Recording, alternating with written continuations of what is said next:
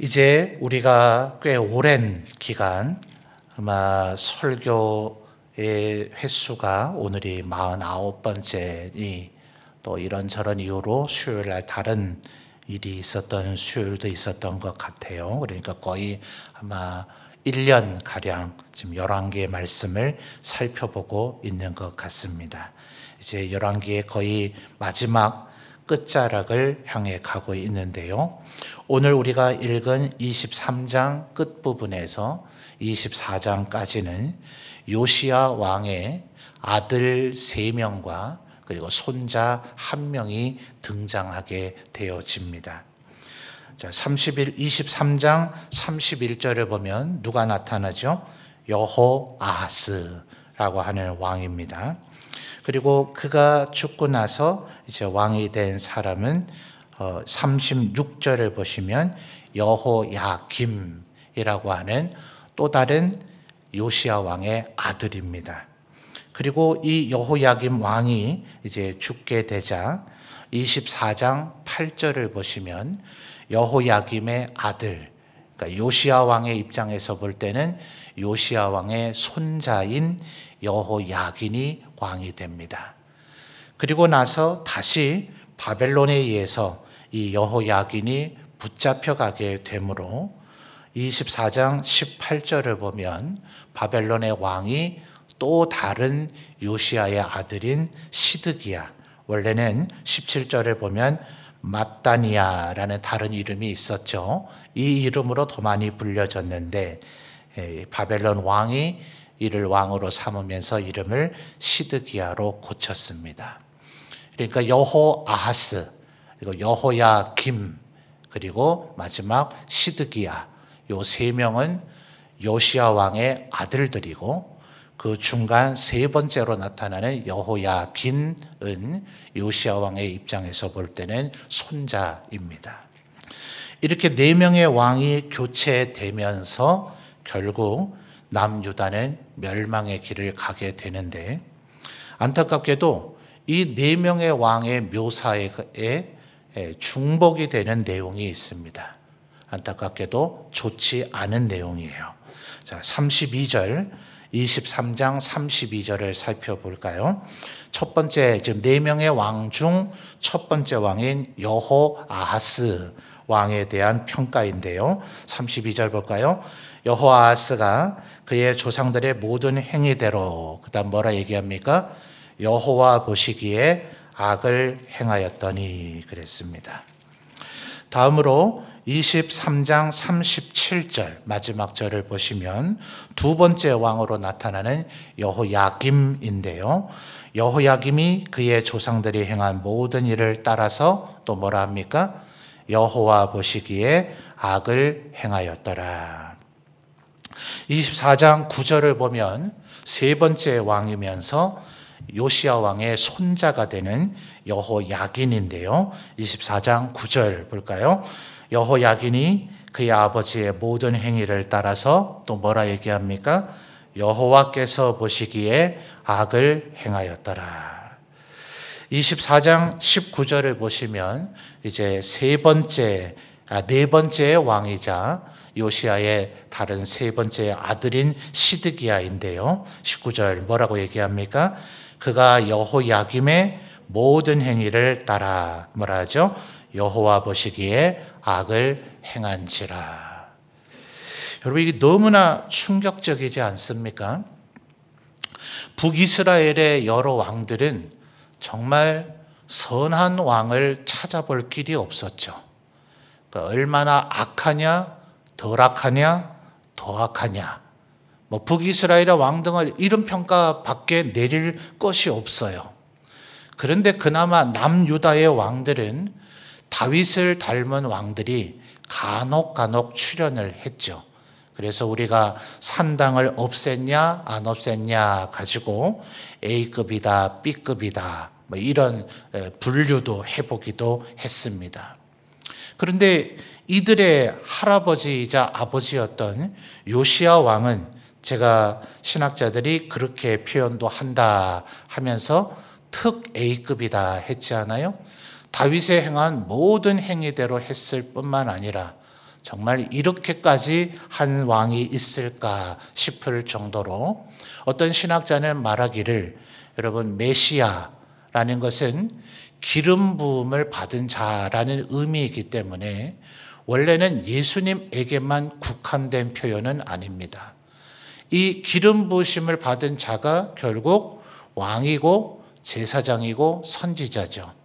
그리고 우리야 이제 이게 예수님을 가르친 예언이었구나라는 것을 알지만 고대의 사람들에게는 다윗의 후손 가운데 그 어떤 이가 다윗과 같은 강력한 왕국을 재건할 것이다. 그래서 예수님께서 오셨을 때 예수님은 친히 스스로를 가리켜서는 계속 인자, 사람의 아들이라는 표현을 쓰셨어요. 그것은 다니엘 선지자가 다니엘 7장의 뒷부분을 보면 환상 가운데 성부 하나님과 성자 예수 그리스도를 배웠는데 다니엘이 표현하기를 성부 하나님은 옛적부터 계신 이, 예수님을 바라보고서는 인자와 같은 이, 사람의 아들의 형상이다. 이래서 예수님께서는 마치 내가 바로 다니엘이 봤던 그 인자와 같은 이다 라는 것을 표현하려고 하셨는 듯이 언제나 예수님은 스스로를 인자라고 표현을 하셨어요. 그런데 복음서를 잘 기억을 더듬어 보시고 기회가 되시면 이게 맞나 안 맞나 한번 확인하면서 또다시 보십시오. 사람들은 언제나 예수님에 대해서 대단한 호의를 가지고 얘기할 때 뭐라 그럽니까? 다윗의 자손 예수여 이렇게 부르거든요. 그러니까 그렇게 부르는 이유는 분명히 다윗의 후손 가운데 메시아 왕으로 기름 부으심 받은 자가 오셔서 다윗 왕의 시대와 같은 절대적인 평화의 시대를 우리에게 만들어 줄 것이다. 그러니 예수님 오시기 전에는 요시야 임금이 충분히 바로 그 메시아가 아닌가라고 여겨질 만한 분이었다는 거예요. 그럴 정도로 다윗이 다시 나타났는가 보다. 조금 이제 거창한 표현으로 다윗의 현현 이렇게 표현을 합니다.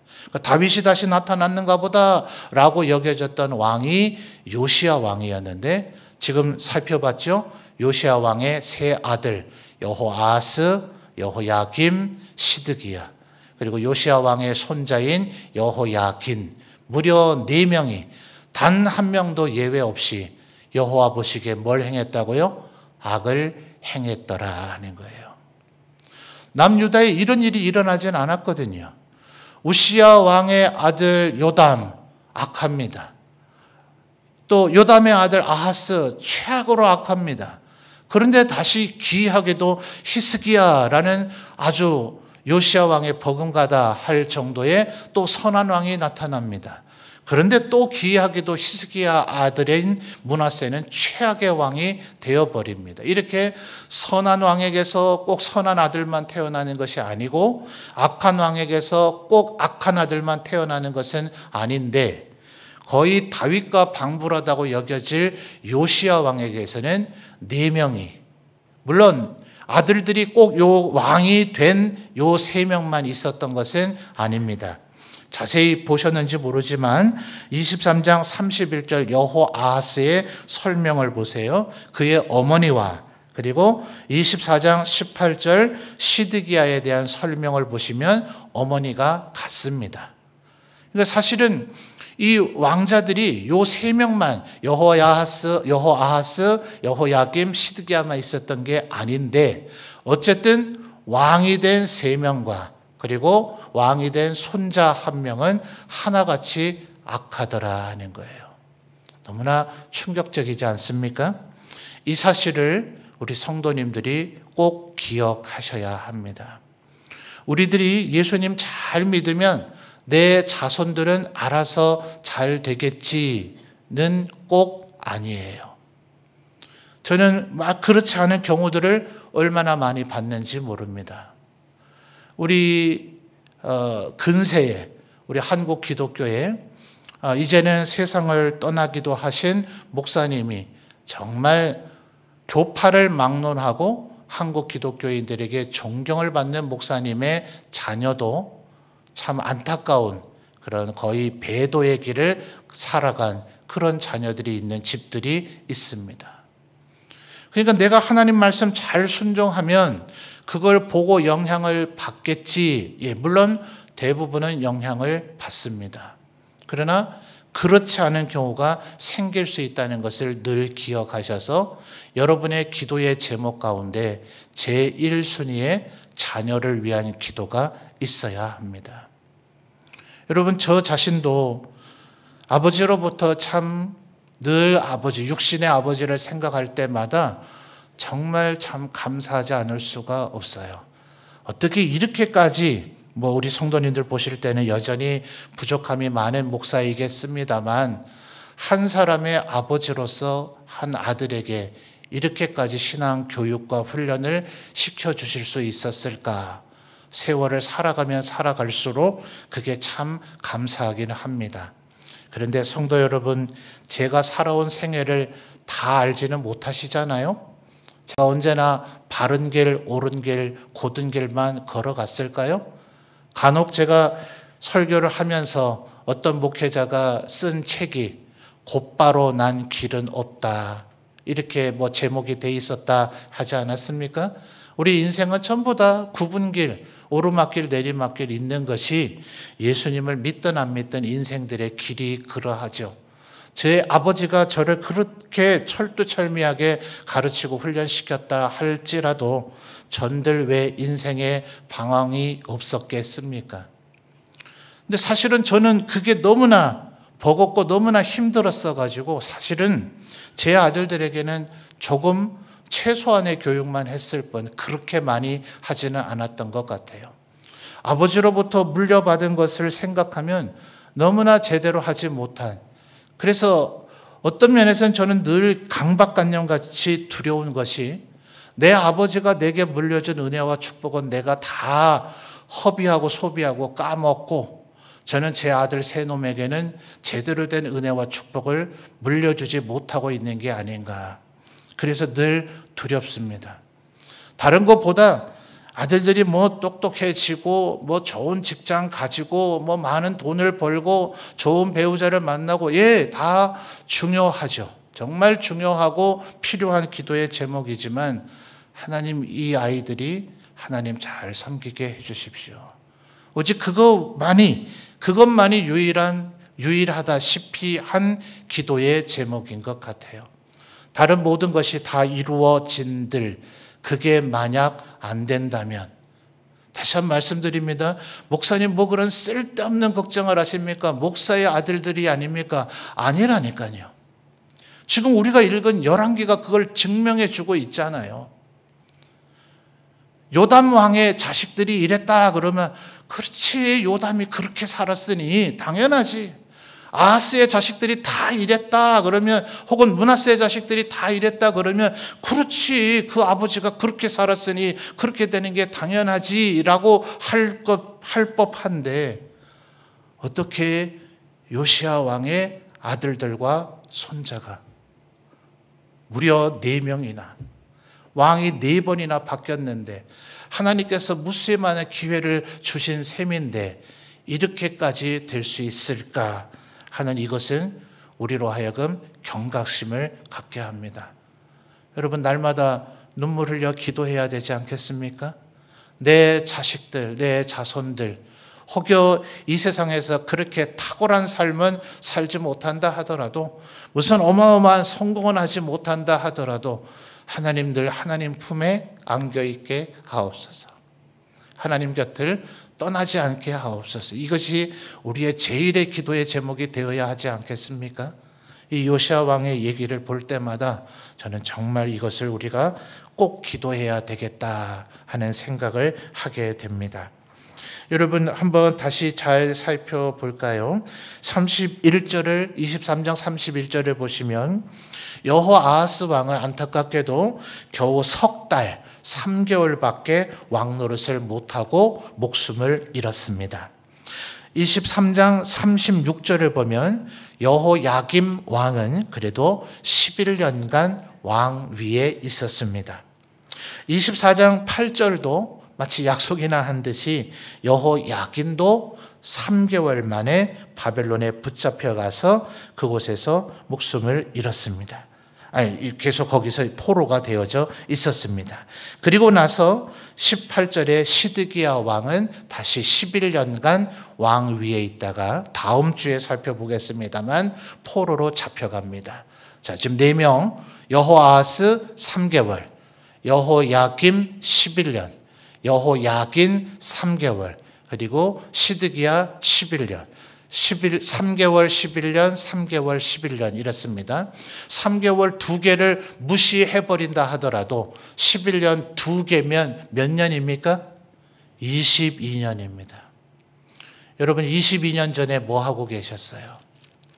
하나님께서 얼마나 사랑이 많으신지요? 내가 너희 더 이상은 안 되겠다, 멸망시키겠다 이렇게 선언하시고 무려 22년 정도는 기다리시는 하나님이세요. 그러니까 저는 이게 너무나 안타까운 거예요.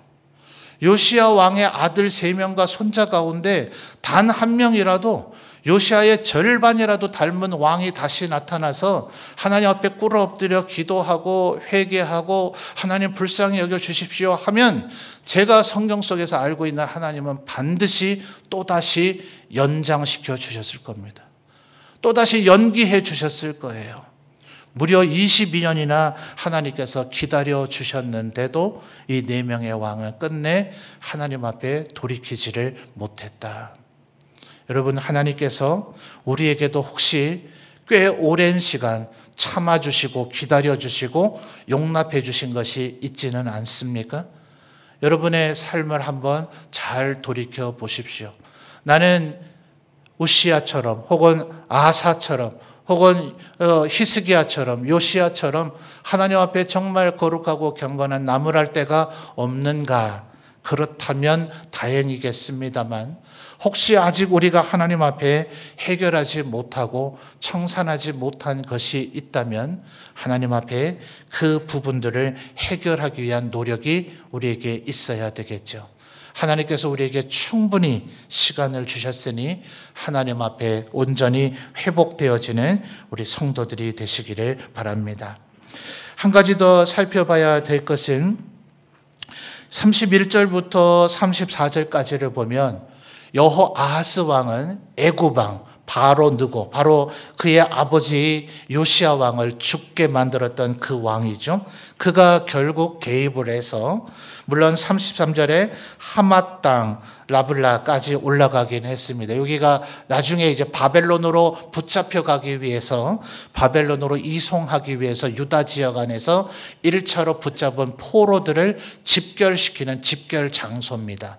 여기까지 지금 바로 느고가 진출했다 하는 것은 여호아하스 왕 때는 애굽이 좀 왕성했었어요. 그래서 34절 하반절을 보면 여호아하스는 애굽에서 죽임을 당하죠. 그리고 나서 여호야김 때부터는 이제 바벨론에 의해서 이 이스라엘이 철저히 통제되기 시작합니다.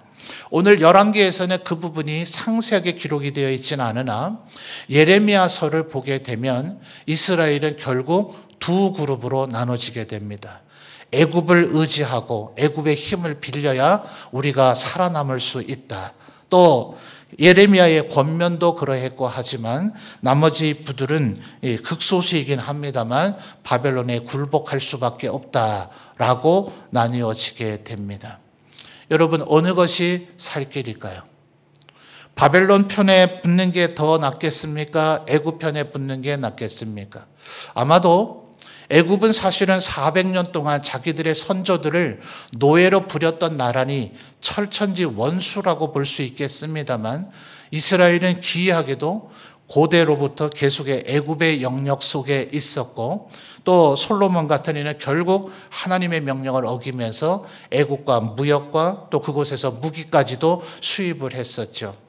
결국 북이스라엘을 멸망시켰던 아수르나 이 남유다를 멸망시킨 바벨론은 동북방의 신흥 세력이기 때문에 아마 그런 생각이 들었던 것 같아요. 우리나라도 예전에 여진족이나 거란족이나 또 몽골 부족은 감히 오랑캐 따위가 우리를 침략한다고 거긴 아예 무시해버리잖아요. 너희 같은 것들이 뭘 할 수 있느냐? 중국은 원래부터 우리의 대국이니까 거기는 섬기지만 오랑캐인 너희들은 우리가 감히 절대로 너희에게 굴복하지 않겠다 했다가 더 큰 홍역을 치르게 되지 않습니까? 그러니 이스라엘을 하나님이 계속해서 얘기해 주고 계시는데도 애굽으로 기울고 바벨론에 기울지 않으려고 해요.